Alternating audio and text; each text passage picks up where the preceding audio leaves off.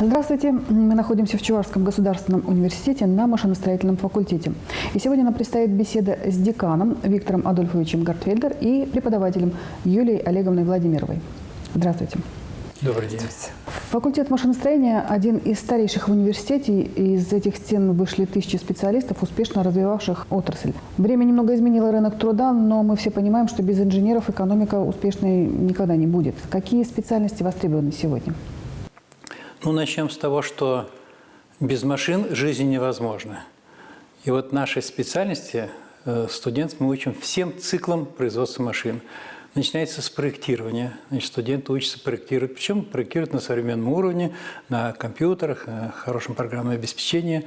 Затем идет подготовительная работа. Это металлургия, это тяжелые работы подготовительные, ковка, штамповка и так далее.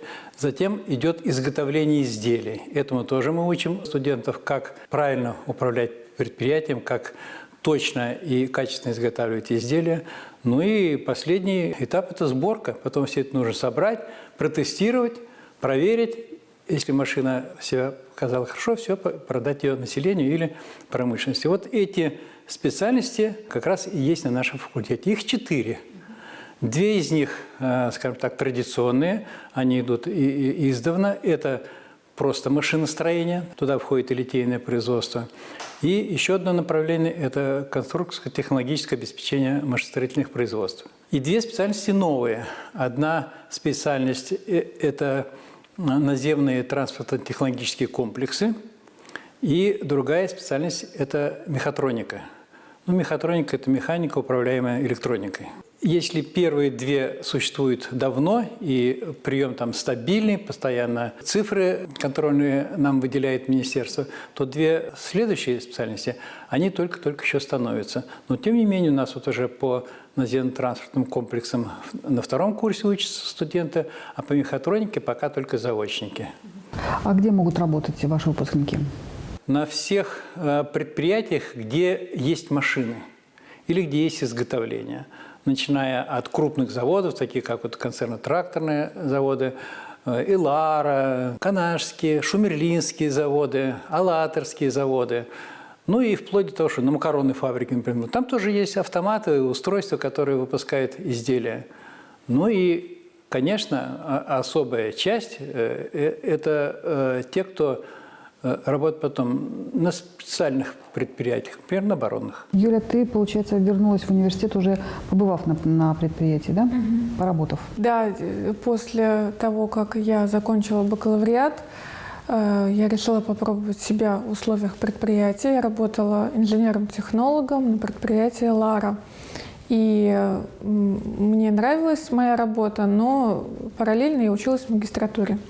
И учась в магистратуре, я, конечно, понимала, что я хочу поступить в аспирантуру, получить следующую высшую ступень образования, стать когда-нибудь, надеюсь, кстати, стану кандидатом наук.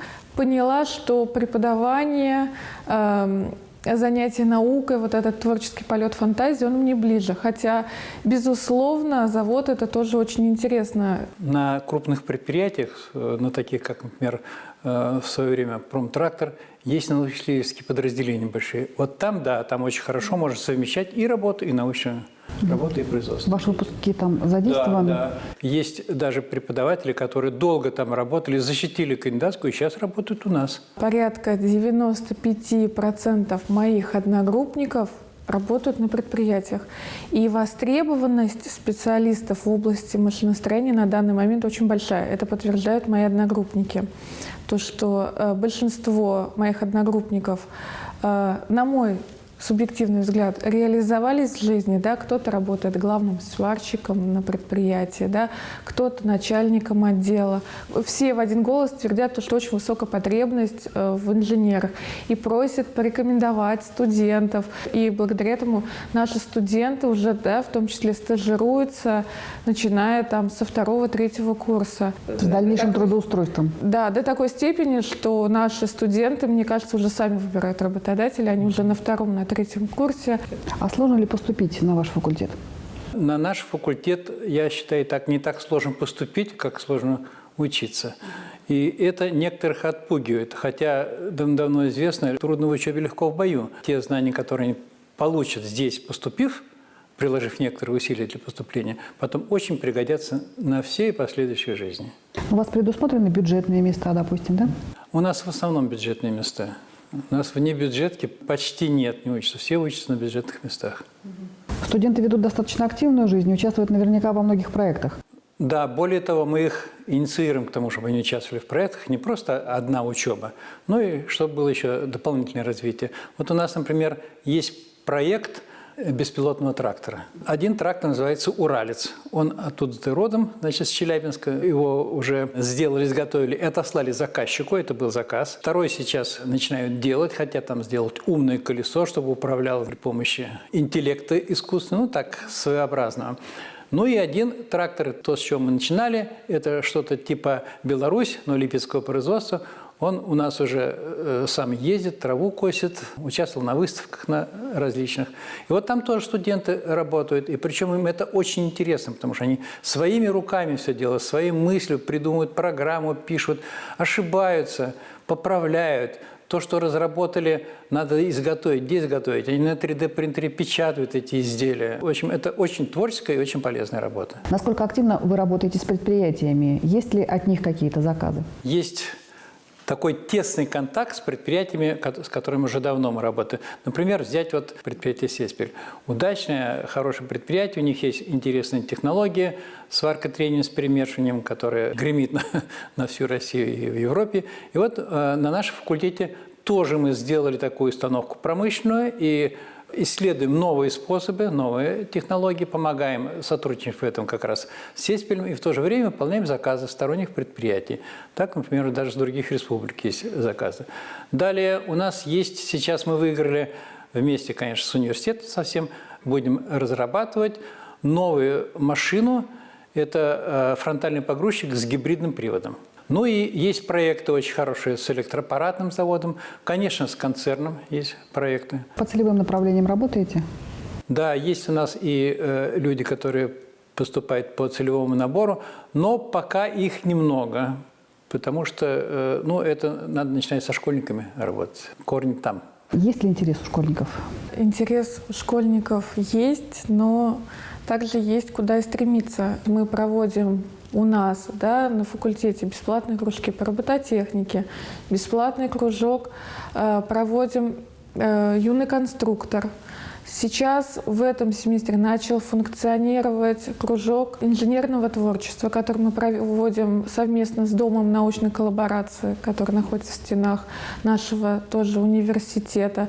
То есть эту функцию, мы выполняем. Пытаемся даже проводить уроки технологии. У нас здесь, то есть ученики 5 класса приходят к нам сюда на уроки технологии, и мы с ними моделируем различные объекты, детали.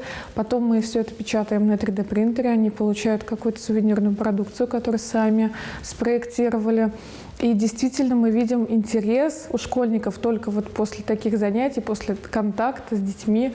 У них действительно появляется интерес, и пожинаем плоды. Потом эти дети приходят к нам на дни открытых дверей, узнают уже более тщательно про направление подготовки и впоследствии поступают к нам. А потом эти же студенты, самое интересное, проводят кружки для школьников. Самое главное для нас, конечно, формируется такая дружная команда факультета сплоченная, где есть и старшекурсники, и курсы помладше, и они уже друг другу помогают. Кураторство такое.